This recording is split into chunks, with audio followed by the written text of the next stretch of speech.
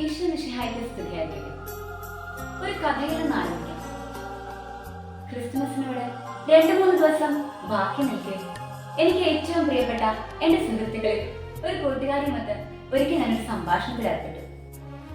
ക്രിസ്മസിനോടുള്ള ഒരുക്ക ദിവസങ്ങളായതുകൊണ്ട് തന്നെ എങ്ങനെയൊക്കെ ക്രിസ്മസിന് വേണ്ടി ഒരുങ്ങി, എന്തൊക്കെ സുഗതജപങ്ങൾ ചൊല്ലി, ഈശോയ്ക്ക് വേണ്ടി എന്തൊക്കെ സമ്മാനങ്ങളാണ് കരുതിയത്, ഇതൊക്കെ തന്നെയായിരുന്നു ഞങ്ങളുടെ മെയിൻ ചർച്ചാ വിഷയം.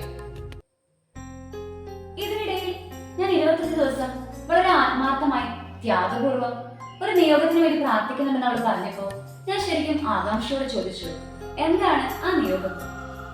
അതിന് അവൾ പറഞ്ഞ മറുപടി എന്നെ ഏറെ അത്ഭുതപ്പെടുത്തി. അത് ഇപ്രകാരമായിരുന്നു: എനിക്ക് എന്റെ ഈശോയെ കാണണം, പരിശുദ്ധ കുർബാനയിൽ സന്നിഹിതനായിരിക്കുന്ന ഈശോയെ ആവോളം അനുഭവിക്കണം, ആ ഈശോയെ മാറോട് ചേർക്കണം. ഇതായിരുന്നു ആ മറുപടി. എന്നെ ശരിക്കും അത്ഭുതപ്പെടുത്തി. വിശുദ്ധ കുർബാനയിൽ നമ്മളൊക്കെ സ്ഥിരം പോകുന്നതല്ല, ഇതിലിപ്പോ എന്താ ഇത്ര സ്പെഷ്യാലിറ്റി? പക്ഷേ വിശുദ്ധ കുർബാനയിൽ അനുദിനം പങ്കെടുക്കാൻ സാധിക്കാത്ത ഒരു കുടുംബ പശ്ചാത്തലമായിരുന്നു അവളുടേത്. പക്ഷേ ഈശോയെ കാണണമെന്ന തീവ്രമായിട്ടുള്ള ആഗ്രഹം അവളുടെ ഉള്ളിലുണ്ടായിരുന്നു. ദിവസങ്ങൾ കടന്നുപോയി, മാസങ്ങൾ കടന്നുപോയി. ഇതാ മറ്റൊരു ക്രിസ്മസ് ആഗതമായിരിക്കുകയാണ്. അവൾ അന്ന് പറഞ്ഞ ആ ഈശോ, അവൾ സ്നേഹിക്കുന്ന പരിശുദ്ധ കുർബാനയിൽ അവളെ മാറോട് ചേർക്കുന്ന ആ ഈശോയെ ഇന്ന് അവൾ ആവോളം അനുഭവിക്കുന്നുണ്ട്. വിശുദ്ധ കുർബാനയിൽ പോകാനായി അവൾക്ക് സാധിക്കുന്നുണ്ട്. പരിശുദ്ധ കുർബാനയിൽ പങ്കെടുത്തുകൊണ്ട് ഈശോയെ സ്നേഹിക്കാൻ അവൾക്ക് കഴിയുന്നുണ്ട്. ഇതിൽ നിന്ന് 2 കാര്യങ്ങൾ ഞാൻ എടുത്തു പറയട്ടെ. ഒന്നാമത്തേത് പ്രത്യാശയോടുള്ള കാത്തിരിപ്പ്. രണ്ടാമത്തേത് ഈശോയ്ക്ക് വേണ്ടി തീവ്രമായി ജ്വലിക്കുന്ന ഒരു ഹൃദയം.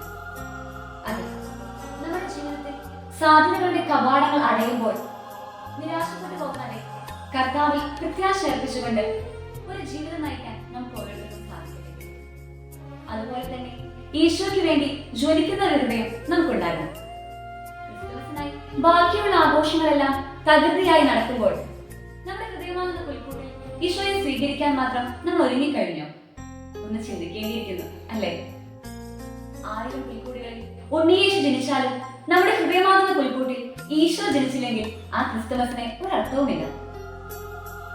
ഈശോയെ നമുക്ക് മനസ്സിലാക്കണം, കാണണം. പരിശുദ്ധ കുർബാനയിൽ സന്നിഹിതനായിരിക്കുന്ന ഈശോയെ മാറോട് ചേർക്കണം. ആ ഒരു തീവ്രമായിട്ടുള്ള ആഗ്രഹം ഈ ക്രിസ്തുമസിന് നമുക്ക് എല്ലാവർക്കും ഉണ്ടായിരിക്കട്ടെ.